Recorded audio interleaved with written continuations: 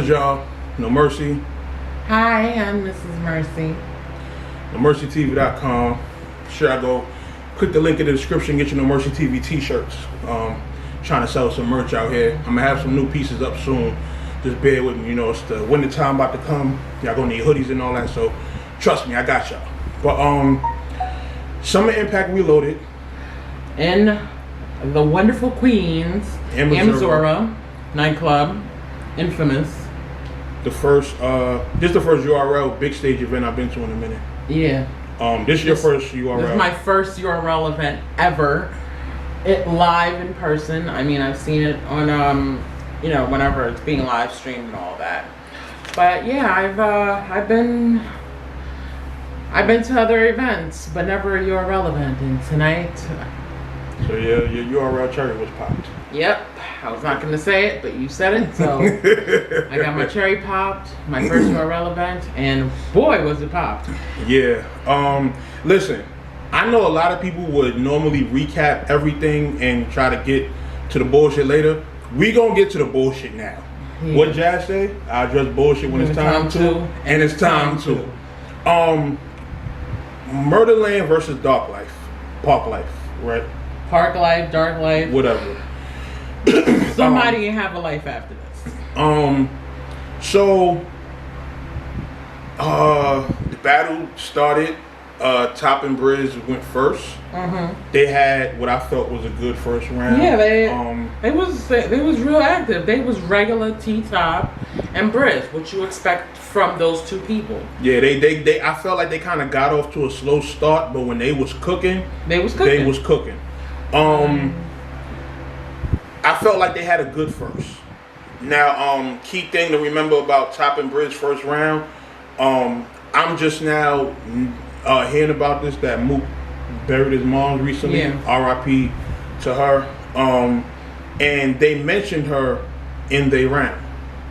So when you do something like that, somebody's energy is already going to be on 10. You could try to keep the good sportsmanship all you want, but all it takes is one thing to set it off. You know, set off a person that's in that mind state.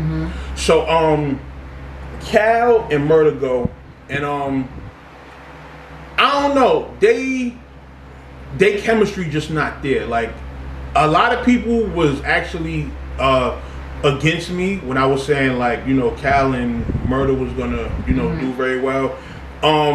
Their first round wasn't really all that, at least what they got through in the first round. So they get to a point where Cal is rapping at T-Top and Briz and Mook is in the back, and Mook, he, you know, moves up and he kind of moves back a little bit, like closer to Briz, and I think Briz was just on some, like, you know, you getting kind of close type shit, and Briz just like bumped him. So Mook did the hand slap thing. They start hand wrestling, and while Mook is holding, you know, Briz's hand, everybody start moving in because they see where it's about to go. Mook just hooks off on Briz. And at that point, with my job, I can't be in any vicinity of fights, okay? So I said, this is my opportunity to exit. This is our opportunity to exit. But from what I could tell, when, as Mercy just said, you know, when Briz or T-Top, one of them said whatever they said about Mook's mom, I saw Mook's expression change a little bit, and I saw him getting a little bit agitated at the situation. So I was like, all right, maybe he's gonna be a professional and brush it off, it's battle rap, blah blah blah. But knowing that it just happened, these wounds are obviously still fresh. So that, I believe, is what ticked him off, and that's what caused him to do that. But I know that worse has been said to Mook in battles. So for him, I don't know if you could say worse. If you're muffled. Okay. All right. That's like, and it's fresh too. It's kind of one of the, because I'm thinking how I would react. Man. So yeah, that was. But at that point, the whole venue kind of cleared out. Everyone started to leave. Everyone saw the temperature. Everyone read the temperature in the room and said, "Listen, it's time to go." And my thing is this: for anybody that might, because you know how battle rap people talk and shit like that. So if you see me zooming out of there, yeah, it's because this is Michelle Obama. This is the first lady. She got to get home no matter what. So if something like that pop off and I'm in a spot with her, we out. Like, it ain't no, everybody else can stay and watch, etc., but when it come to us, we out of here. You feel what I'm saying? And so. I mean, it's not even just me. It's just like, you gotta protect yourself. We come to these events to have fun, and when we see certain things, we don't know. I know that me and Mercy, we both got checked going inside. We don't know who didn't get checked. Yeah. So when stuff like that happens, and you hear about all these shootings and everything, anything can happen at any moment. Yeah. And that area where we were in Missouri is... That's South Jamaica. It's known. Anybody could have went to their crib in a moment's notice and picked something up and came back. No, we were out. It was a hell of a try, Smack. Yeah. But I think it's about time we just say, that's it. It's over. Like that battle, it can't go down anymore. Yeah. Second time, that battle was cursed. Yeah, I feel like it's a sign that maybe it's not meant to be. But overall, for my first Smack event, I love the feel of the room. I got to see a lot of people that I haven't seen in a long time, so it was real good. I got to meet people. I got to meet Lux. Super happy. Maybe I should throw the picture in there. Sure. I was so happy to meet Lux. And he does have some stuff in the works. So I'm hoping that, he stays true to his words and the money looks right for whatever he has coming up. So, yeah, shout out to everybody that we did see in the building, because Head Ice. Yeah, we seen Head Ice. Shout out Devo. Love Devo, man. Devo always full of energy. Devo, Grandpa Devo, looking cookout ready with the hat. Yo, he definitely looked like he was at a summer cookout or something like that. Yeah, like the only thing missing was like the see-through sandals, the sandals that was, that's all that he was missing. With the feet out, the grill I sandals. love you, but yo, you was looking like everybody's grandpa, like dad. Nah, like, shout out to Debo. Shout out my guy Rich. You know how we rock. Shout out Chris Dubs. Shout out who else I seen? I seen Reaper. I seen Ciroc. Ciroc was there. I seen Jay Murda. Truth Watson. He was in the building. It was a real like little family reunion kind of. Luke Castro. Shout out to him. Jack Boy. Me and him got to chop it up real quick. Wait, you was talking to the dad? He said that when he came up to me, he was like, "Yeah, I'm in here chesting it up." Yo, you was talking to the dad. Oh my god! Come on, don't do that. He was having a seance at a URL event. Nah, shout out Jack, man. Jack got some fixing to do. He got some major fixing to do. Yeah. But speaking of Jack, let's get into the event. Now we missed the first battle. Which was Franchise and Jack Boy. It was a surprise battle. But I'm going off what we were hearing. And like I said, Jack said it to me himself. They said Jack pretty much choked all 3 rounds and Franchise was going off. So this is general consensus. It's not, like I said, I didn't see myself. But if you go on social media and everything, everybody pretty much saying the same thing. Like everybody's seen this, probably on the stream and everything. First battle we seen, Snake Eyes versus Amin. Now that battle was kind of like, I didn't know what Snake Eyes is capable of, but I didn't know Amin. It was my first time seeing him, first time hearing of him. So when I saw him on stage, he had like the aggression.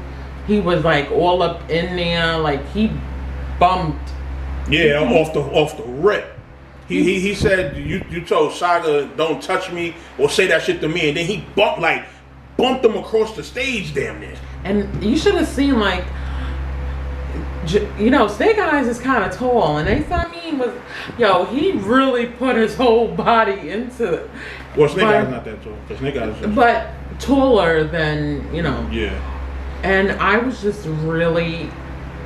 It was a good high energy battle. I pretty much had it 1-1 going into the third. I gave Amin I gave Snake Eyes the first round. Mm-hmm. The first round was kind of close though. I felt like Snake Eyes did just enough to snatch it. Amin, he left Earth in the second round. His second round was amazing. And then in the third round, you know what the funny shit is? They both had matching Jewel, Jack Boy, John props. Snake's was better, honestly. Yeah, because this man, first he threw it. He threw the first one. He threw the first one, and then he said, your shit is so cheap. I went and got another one and pulled out another one out of his pocket. I was like, what the hell? Yeah, the exact line was he threw the first chain, and he was like something like Goldberg. I got the spear with me, and then he pulled out the spear chain, the second chain. Yo, that was crazy. Like, the first one he threw, and it actually got stuck up on the wires and shit like that. Like that chain gonna be there forever. Yeah, unless there's like another event where people are going crazy and it just happens to drop. Yeah. A nice little parting gift from URL. I mean, shit. I guess he threw it up there with Jack. Never mind. Anyway, but I wound up giving Snake Eyes the third round. Amin, before he touches a big stage again, I do feel like he got to get a little bit more experience. It was like a few things he got to tighten up. Mm-hmm. He can rap. One thing I'll say about Ace is he can rap. Like, I'm talking about regular rapping ability, but within battle rap, Ace has that.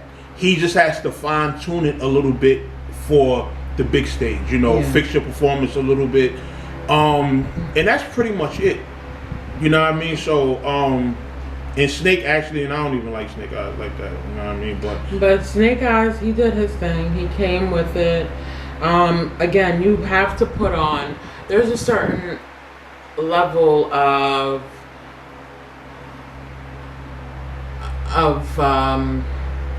energy you have to have for a big for URL.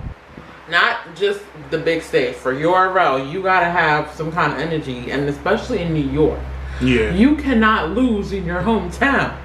You're from New York. You cannot lose. You gotta bring everything in your arsenal. You have the home team advantage. And they even had a couple of segments where they was about to get into it. And this is the thing, because Snake Eyes, I guess you could say Snake Eyes was being nice because he let him get that first push off. Like, Snake Eyes was being a little, he showed good sportsmanship with that. But I think the second time when Amin was like pointing in his face and shit like that, I think Snake Eyes just had to kind of let him know, like, all right, you're getting a little too comfortable. So he kind of, And you can't. There's only so much room, especially like if you never had a friendship with somebody before a battle. You cannot do certain things that you would normally do with your friends. But also, I feel like it wasn't that. It was Ace had to show, like, all right, you might not be pussy, but I'm not pussy either. Like, and because that's why he kept doing it. So it's like, yo, I understand you got your limitations, but you ain't gonna back me down. Like, I'm on. Exactly. You feel me? So, that was cool. The next battle of the night was NWX versus the Monstars. Yes, the NWX. And it was like a crazy mix match on stage, looking at how tall and big Twerk and Sugar are. And then you looking at little DNA and little K-Shine. Oh, man. But little DNA and little K-Shine did not let their stature fool anybody. Like, they went in. And I think with their aggression, it matched how tall and big Twerk and Suge were. And I was just like, oh my gosh. For my first time seeing K-Shine and DNA on stage was... Yo, this is my first time seeing a Twerk battle in person? I think so. Yeah. So it was like our first time. Like, it was immaculate. And I love NWX. I love the team of DNA and K-Shine. Yeah, they the best. They the best team. They the best 2-on-2 ever. Like, I understand what everybody's saying. People try to throw Thesaurus and Ilmac in there, but I mean, come on, man. DNA and K-Shine, come on. It's like they were born to be a tag team. Yeah, like that's they call it. Yeah, like they were supposed to meet up together, have the battle, and then just their whole energy and their chemistry, you can see that. And not for nothing, like when we saw Twerk and Suge before in that who did Marvin Quest. Marvin Quest. They were able to do that because it's Marvin Quest. No disrespect to those guys, but you gotta have a different kind of energy when you're coming against DNA and K-Shine. Yeah. They're not gonna let, you think because y'all are big and loud. Well, we can get loud and our voices can get as big as yours. Yeah. But, so let's break down the battle. The first round, Twerk and Suge actually choked in the first round. Yeah, because I think Suge was supposed to go in the back, grab some shirt and Timberland boots. Well, yeah, he did do it, but I also think that might have threw him off a little bit. Yeah, because I heard him talking on his mic that I don't know, something, I don't know. No, it sounded like he had difficulty getting to the back. It was something. Yeah, it was something, but I feel like that kind of threw them off. But no excuses. They messed up in the first, and NWX first round was incredible. It was impeccable. Like they was wilding in their first. Second round, the Monstars, they did much better. Mm-hmm. I had the second round being the closest round. Yeah. For that battle. Because I think something must have happened that threw K-Shine's energy off. Oh, when they did the alley-oop and they bumped his man and they almost fought. The second almost fight of the night. Yeah, and K-Shine even said it. You heard him say, that shit. He was like, this shit taking the fun away or whatever. Yeah, so... but they got it back. Like, as the round went on, K-Shine started getting his momentum back and he was good, so. And then now the third. So the third round, Twerk tries to do the Professor Shine shit. And it actually worked. It was fire. But, oh my God. It gets back on NWX. DNA grabs the board and rebuttals the shit like 3 or 4 times. And K-Shine doing rebuttals. Yeah, K-Shine closed the board thing out with a rebuttal. Yo, I've never seen K-Shine do a rebuttal. I think it was just like the first time. Yeah, I've never seen it either. Because I know DNA is good for that. But my thing is this: to rebuttal in a 2-on-2, and both of y'all have rebuttals. It's kind of crazy. Yo, that's fire. Like DNA leads off with the rebuttals, and then Shine closes them out with his own rebuttal. And you could tell they thought that was on the spot. You feel me? Like for them to grab their board and all of that, and oh my God, that's what I keep on saying to people. That's what people don't understand about DNA and K-Shine. It's like their energy, their chemistry. It's crazy. Like you can't get no better. Yeah. Like. I feel like they can have their own. They could teach a class on how to be the perfect 2-on-2. Yeah, they can. Yeah, they damn sure could. So, I mean, that was pretty much the night. It was a short night. It was only 4 battles. We only fought 3 actually. 3 1/4. Yeah. Because no, we caught 2 1/4 then. Yeah, 2 1/4. My bad. My math is off. It's 9:59 and we still didn't eat yet, so our bad. What do y'all think? Do y'all think Murda Mook was wrong? You always gonna be wrong for punching somebody in the battle. No. Talk about you say what you said? That's where the debate comes in at. Like you say what you say, you know how I feel, you know this is recent, you know what I'm dealing with. You don't do that. You change your round around. You make. If you make that decision that I am going to talk about somebody's dead mother, you better expect the consequences. Here's what I'll say. I'll say this. They wrapped it. Cool. Mook was still keeping it cool with them. It's not like Mook punched them for that. Mm-hmm. But you said something to get my energy up. On that stage, leave me alone. And when Mook kind of backed up and then Briz did the shoulder bump, that's when hell broke loose. Because that to me is like you already set the stage for how the rest of the the rest of the battle is gonna go. Or for how someone's mind state is gonna be for the rest of the battle. So honestly, I just feel like had Dark Life not done what they did, said what they said, the battle would not have gone that left. Yeah. It was, somebody from Dark Life was getting trashed.